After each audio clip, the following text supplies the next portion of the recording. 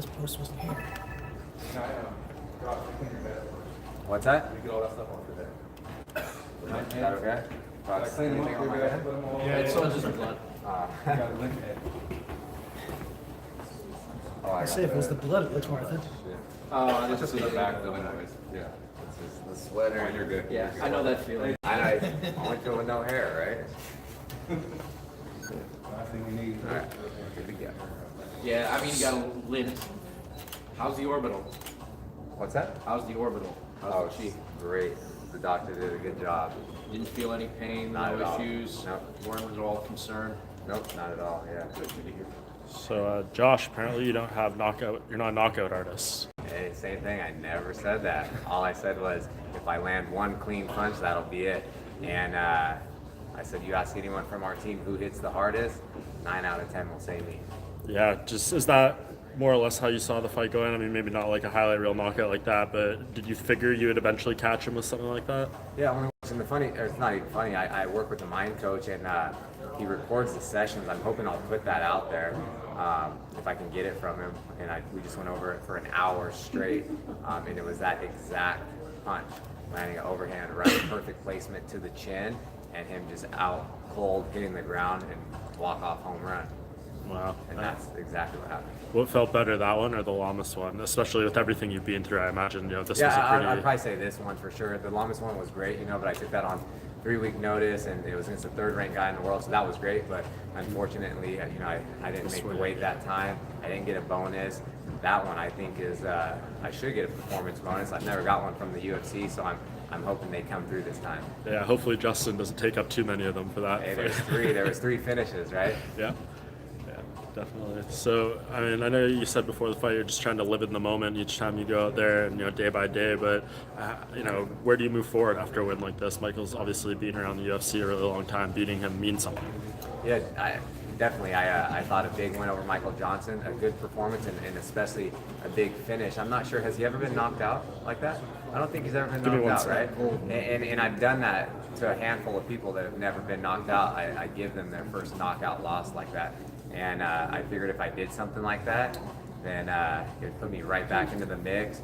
The momentum that I was gaining before the last fight 13 months ago, I figured it would put me right back in, and hopefully it'll set me up for another big fight, more big name. And I want to get a few more fights in this year. I feel great, and I'm just stoked to be back. Honestly, it's been too long. It's been a tough year, but man, that was sweet. So I'm going to stay in Philadelphia, have some fun with my wife, mom, aunt, and friends, and eat some Philly cheesesteaks, have some pretzels, go see some historical things, and just have a good time. Given the time away, was that the best possible kind of fight you could have had? Because it wasn't over quick, you went for a while, and then you got the finish on top. Yeah, definitely. It's I feel like I'm a little bit of a slow starter, and I'm always trying to entertain and please the crowd, and they were booing, and that's one thing my coach says. He's just like, don't worry about them. They're not in there. They just want to see people, just just punching each other, and they want to see big knockouts. And I just had to be patient, not force things, and I knew I knew I could finish the fight. It's so it is a good scenario. I went in there, I got 2 solid rounds, and then the third round put him away. So it felt good to get back in there. I was a little, I guess, slower starting than typical, and but I didn't want to rush him with anything stupid and get caught with something and be on his highlight reel. He's fought some of the best, beat some of the best, and I didn't want any part of that. So I really had to take my time and just fight a smart fight, stick to the game plan that we've been working on all camp. You mentioned working on the mental side of the game. Is that like a sports psychologist? Like, what exactly is it that you do? He's a mind coach. I guess you could say that, but he works with a lot of like military, I believe like special forces, law enforcement agencies, and MMA fighters, and it's just a lot of visualization, and it's kind of like puts you into like these deep trances, and we just constantly go over things, and I visualize the fight. I see the fight, what I'm going to do. From walking into the cage, he puts me from like a bird's eye view, puts me in the corner watching it, doing it, landing those clean shots, and that's exactly what I said was going to happen. Like, and I'll put that out there later if I can get that audio from him. I've been working with him for years. I try to do a lot of things. I feel like I'm, no one's going to mentally break me. I feel like I'm hard enough on myself. I beat myself up enough so no one else can. And yeah, it's just another, I don't know, attribute of mine. I know you said you were confident in the orbital, but did it take getting into a line to really have belief in it, or were you good coming in? I was good coming in. Like I said, going into it when I was helping Chad get ready for a fight. My first live sparring session back with him, he's one of the hardest hitting guys too, and he's so powerful, and he landed some good shots right where I broke that, and after those sparring sessions, then I knew I was good. Last one for me then. I mean, you've obviously been out for a long time. How soon do you want to get back in? Man, I've never fought in Vegas. I would like to fight on that International Fight Week. It's a quick trip from California. It would give my friends and family an excuse to go out to Vegas and have some fun. And man, we would have a ton of people out there.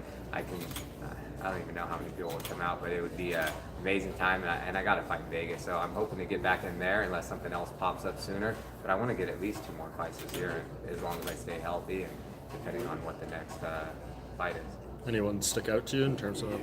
Not at all. Just like I said, I want to fight people in front of me or bigger name fights. Is it gratifying? I mean, I feel like after the Lamas, when you jumped up so high in the rankings, and you got, especially with the weight miss, you got a little criticism. Some people said maybe he doesn't deserve that spot, but you go do what you did to Michael Johnson, another top guy. Does this kind of validate you even more that do you really belong at the very top of the featherweight division? Yeah, I believe so. I feel like that's the reason why I got in the sport. I truly believe I'm one of the best fighters. I will be a world champion. If the best me shows up, nobody can beat me. And like I've said before, you really have to put me out to finish me. You'll never see me cower away. You see people break in fights. You will not break me. And you'll never see me want out of the fight. You see it all the time. People getting hit and then they just put their hands up and they want out. Like that won't happen to me. But I believe. I believe such a big win over him. I do here, and I've showed it. I fought the best. The only thing that happened was the last fight. I got caught. I got caught, and then put me out because I didn't jump on him like he did in the first round. Is there any desire to run it back with Jeremy at any point and right that wrong? Yeah, we'll see what happens moving forward. I know he's coming off a few losses. I'm coming off, and I just want to, like I said, decompress, go have some fun, and then talk to my coaches and figure out what's next. We'll do that. I was gonna say, yeah, there were some slower moments in the first 2 rounds. Like you said, the crowd was booing a little. Were you thinking of that one big shot throughout those first 2 rounds, even in the more cautious moments? Yeah, I came close to landing them. Like a few in the first round, I missed with the big one, just inches, and then in the second, a big hook. But I did hit him a few times hard, and then he put on a poker face, because he was kind of talking in there, and. I thought the first round, I won the first round. It was really close. I thought he won the second round. And then when I went back to the corner, Joey, Danny, and Uriah are like, sweat of lose. Like, just go. You need a big round. We possibly need a finish. Just go out there and just, who cares? And I was just thinking, okay, I'm going to go for broke. I'm going to go out there swinging. And, you never want to leave it to the judges' scorecards. I'm trying to finish the fight, even in the first round. People say that all the time. No one in this fight game is trying to do that. They're trying to finish the fight with every punch, so it's just the people that say that, no one's trying to let the judges decide what happens, because a lot of times they don't know what's going on. But I just went out there and it took me a while to get going. That's all I can say. I feel like 13-month layoff, it just it was a little different, and I didn't want to rush in and get caught with something because he has so much experience, you know what I mean? What was he saying to you? Just his coaches, they were telling him things, and he was like shaking his head saying yes. One of the punches I thought was kind of funny. I barely missed with a huge uppercut, and it skimmed him. And then I heard one of my coaches say he felt that, and he was shaking his head saying no. I told him I know I missed, and so that's why we were just kind of laughing about that. But I know you said you needed a big round in the third round. That shot that put him away, were you, like you said before, were you just swinging, or did you see an opening that, you knew you saw it and bang, it was going to be right there? Yeah, I kept going with like the jab cross, and then I just knew I threw a jab, and then I right a jab to his body. He dropped his hands because I almost clipped him with that same right hand in the first, so I just got him to drop his hands a little, and then I just kind of covered the distance and landed that perfect placement on his chin with the right hand. Couple last quick questions. As you kind of answered this already when you said he was dropping. A lot of people seem to notice he was dropping his left hand repeatedly. So that was the target, obviously. And you know, Southpaw versus Orthodox match up well, so I'm just trying to get out of his foot. So I stepped outside when I hit the jabbed the body, and then it was just right there in line. And my last question, you were limping a little bit when you came in. Is everything okay? Yeah, I feel like in the first round, I'm not sure if I did something funky to my toe or knuckle. I think I might have dislocated or maybe broke a little something, but we'll see. I'm going to get an x-ray on Tuesday. I felt like I was stepping and something just kept popping and moving in some weird way, so we'll see. But yeah, I'm fine. Perfect. Thanks, Josh. Congratulations. Appreciate it.